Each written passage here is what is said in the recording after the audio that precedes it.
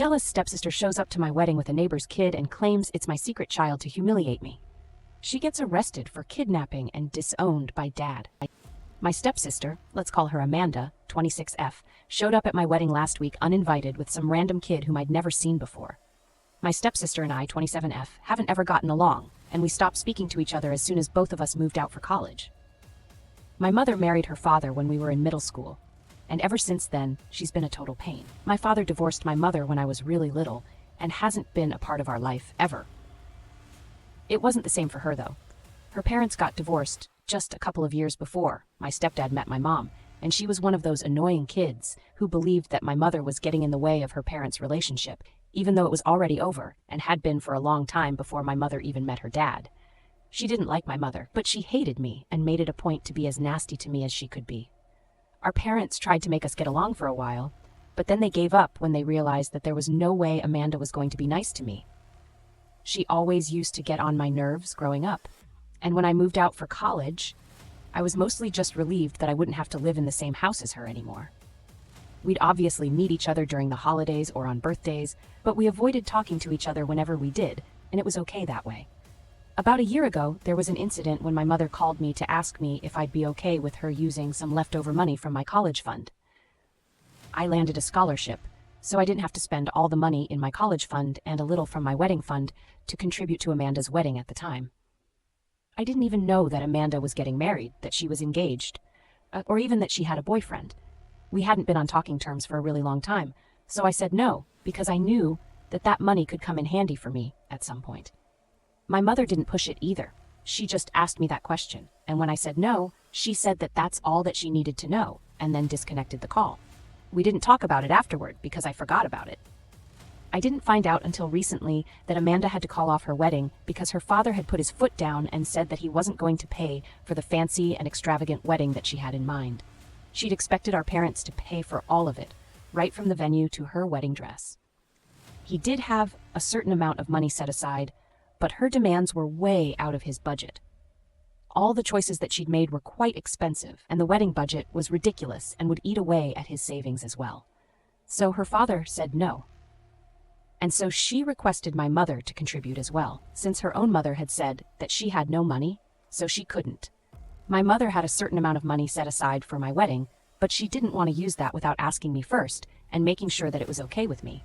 And when I told her that it wasn't, she refused to contribute as well. Amanda and her fiancé or his family couldn't afford the wedding on their own, so they ended up calling it off. Another reason that my stepdad and also my mother had said no to paying for the wedding was because Amanda and her fiancé had been together for less than a year before they got engaged, and he knew that this marriage wasn't going to last, which is why he didn't want to spend a bombshell on an unnecessarily fancy wedding when he wasn't even sure about the groom. He made the right call, because a few months after their engagement, her fiancé ended up leaving her over some petty fight. She was very upset with our parents for quite some time after that because she believed that had they paid for the wedding and she and her fiancé were married, he wouldn't have left the way he did. She didn't stop talking to them because she was still pretty financially dependent on them, but she made it clear that she was very upset with them. Then, a couple of months ago, I got engaged to my boyfriend of almost 6 years. I talked to my parents about it, and they offered to pay for the wedding. But he and I wanted a simple, small, and intimate ceremony without much of a fuss, and said we'd rather use that money for the future. My mother transferred all the money from my wedding fund to me, and also the money that had been left over from my college fund. Even my stepdad sent me around $10,000. They told us that we were free to use the money however we pleased, and they wouldn't mind even if we had theft. And I mentioned both my parents, my mother, and my stepfather, because in my head they were my parents and have been ever since middle school. I don't consider Amanda my sister, but I do consider my stepdad as my dad. It was an emotional post, and a lot of people commented on it, which is how I think it showed up on Amanda's feed as well. She saw that post and presumably got mad because she realized that both our parents were helping me out with the wedding, but refused to do the same for her in the past. She didn't do anything at the time, and we only found out exactly how pissed off she was on the day of my wedding. Unfortunately, she showed up at my wedding after the ceremony was over, thankfully, and we were just about to serve lunch. She walked into the venue with some random kid, who I later found out was her neighbor's son, came right up to me and started screaming at me, accusing me of stealing her dream wedding. She screamed at me and said that she hoped that I was happy now since I'd stolen not just her wedding, but also her dad, who now preferred me over her. My husband was standing right beside me, and I was talking to a couple of my cousins when she started yelling at me. Soon enough, everybody was looking at us. My parents came to the rescue and told her to go away before they called the cops. So she decided that she was going to drop a bomb before she left, and she looked at my husband and told him that she'd been keeping a secret for my sake for a really long time now, but she couldn't anymore. Then she pushed the child forward and said that this child was apparently my son with my ex, and I'd given him up for adoption years ago. Now my husband and I knew that it was not true, and my parents knew that it was not true, but the rest of the guests seemed to be a little scandalized when she said that. So my parents actually had to kick her out, while my husband and I explained that Amanda was just crazy and jealous, and that she was coming up with lies to defame me. After we managed to pacify the guests, we got to lunch and cranked up the tunes so people would forget about this stupid incident. Once my husband and I got home, we sat down with my parents and his parents, and my parents explained everything that had happened in the past, so we'd have context as to why Amanda was so furious. I thought that it was ridiculously childish of her to make such a big deal out of this, especially since I believed that my parents had valid and legitimate reasons not to want to pay for her wedding. First off, it was extremely expensive compared to mine. At least my husband and I had contributed to our own wedding and didn't expect our parents to cover all the expenses. Then secondly, she hadn't even known her ex-fiancé for that long, while my husband and I have been together for a really long time. So my parents knew that it was serious with us. And forgive me for being blunt, they knew that paying for our wedding wouldn't be a waste. So I don't think that it's fair for her to compare my wedding with the one that she had in mind. My parents apologized for it, especially my stepdad, who was pretty embarrassed by what Amanda had done. We didn't blame them anyway because they weren't in control of the situation. After we discussed it, everybody went home, and that was it. But the next day, I received a call from my mother where she told me that Amanda had apparently picked up the kid from her neighbor's house without even informing her, and was now being charged with kidnapping. Amanda had called them in the morning to inform them about this, and asked her dad for help with money to bail her out and to find a lawyer. It was ridiculous to me that she would go to such an extent just to humiliate me at my wedding, because this was all a bit excessive. I did feel a little sorry for her, but I didn't think I owed her any apology.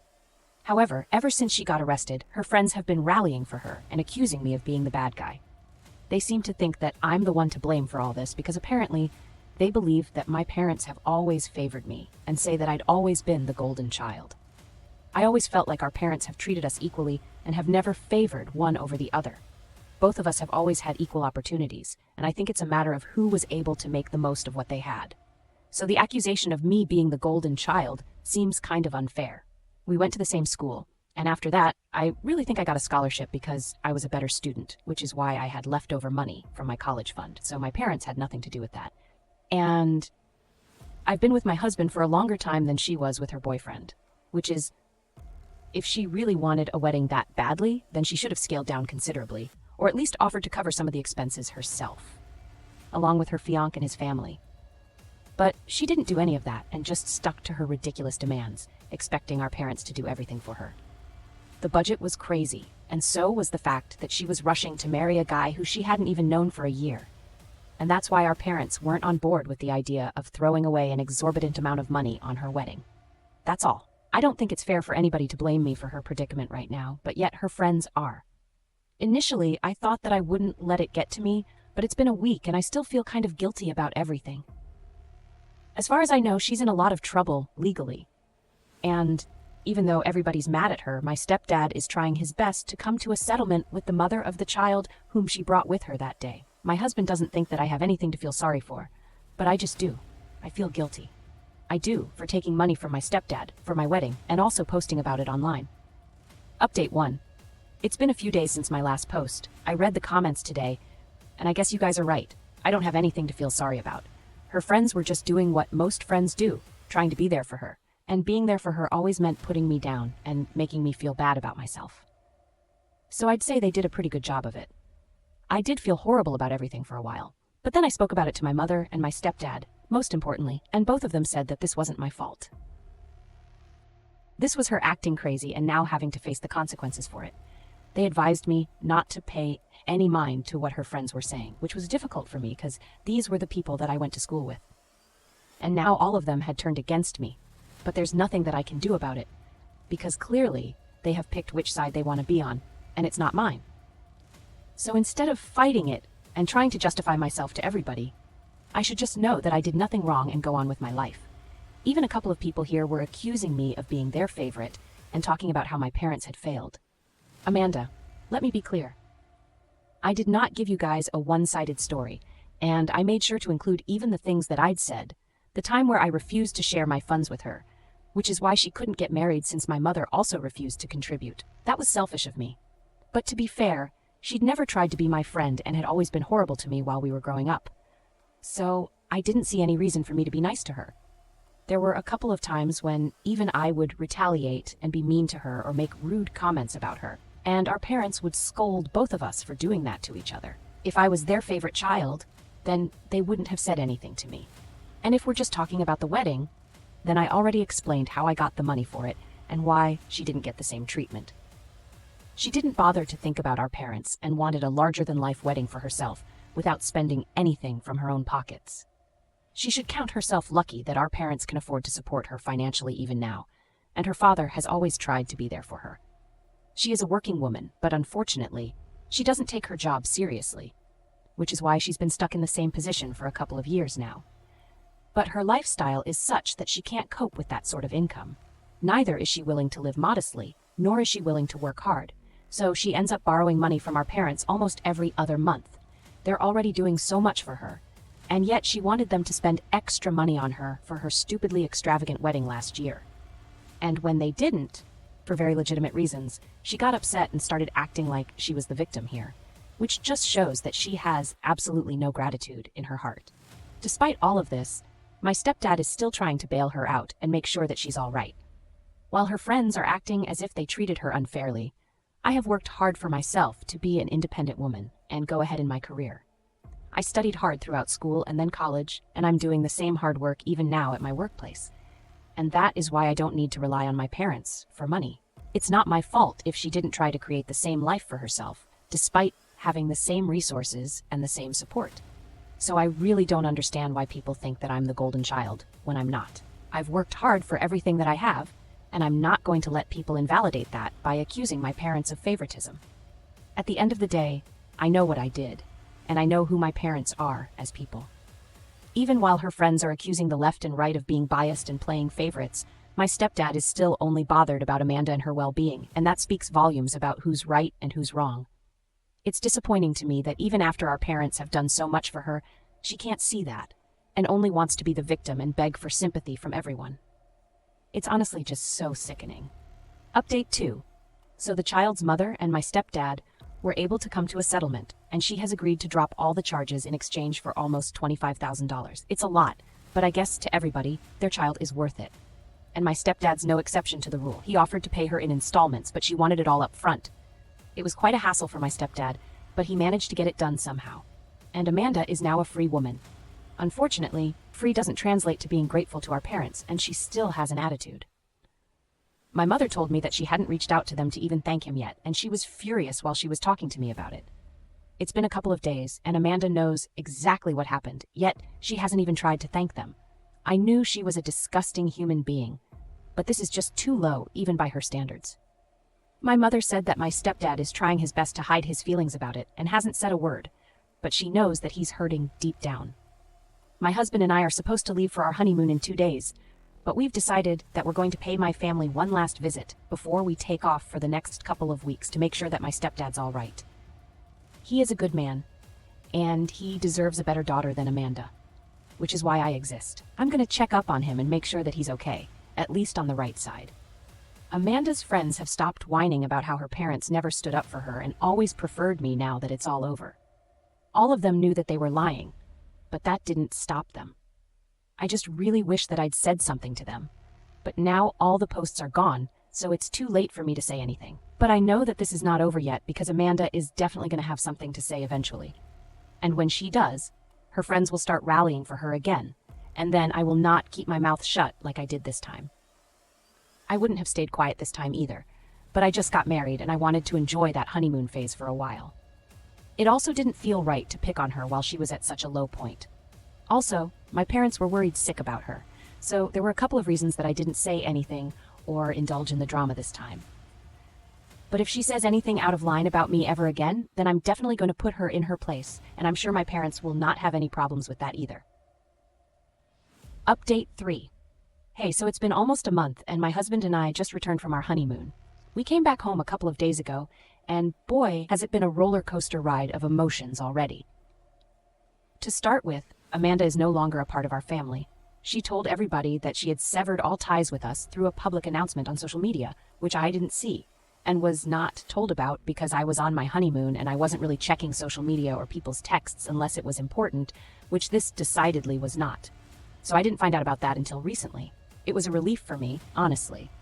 My stepdad was kind of bummed out about it, but eventually he got over it, which is what my mother told me. Amanda had visited them a couple of days after I left for my honeymoon, but it wasn't to thank them like they'd been expecting. Instead, she actually had the guts to ask to cut me off, or she would stop talking to them. She gave them an ultimatum and said that they had to choose between me and her, because she was apparently sick of me taking away everything from her that she deserved. I think I touched upon that in my first update. The people who've been following the story would know that she's just making up excuses, and it's all just a load of baloney. I haven't taken away anything from her. She just doesn't have anything of her own to begin with, not even a brain, and thinks that she can just get away with it by accusing Kafkalon. So she said to her that she was ungrateful and had no interest in entertaining her nonsensical behavior anymore. Amanda told her that since she wasn't her actual mother, she didn't care about what my mom had to say to her, and then turned to her father and started speaking to him. Instead, my mother obviously felt very insulted, so she left the room and only came back out when she heard yelling. Once my mom came back into the living room, Amanda looked at her, shrieked at her father, and told him to have a nice life with his new family. Then she walked out of the house and slammed the door shut behind her. Later on, my mother found out that the reason she left the house was because my stepfather had told Amanda the same things that my mother had already said to her, and she couldn't handle the fact that her father was also choosing me now. So, she walked out.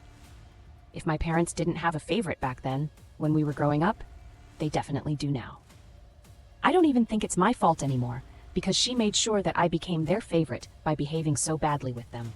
She showed my parents that she had no respect for them, and didn't even seem to love them. Because if she actually loved our parents, then she wouldn't behave the way that she did. She was rude to my mom because she is not Amanda's biological mother, but there's no excuse for being so cruel to your own biological father, which is what she was. She used him to support herself financially for ages. Now that she thinks she has a couple of friends who will look out for her, she thinks she can abandon her dad and go off on her own. I honestly wish her the best as long as she stays away from our family and doesn't bother us ever again. She truly is worse than I. For one, I'm glad to be rid of her. Thank you for watching. Subscribe for more.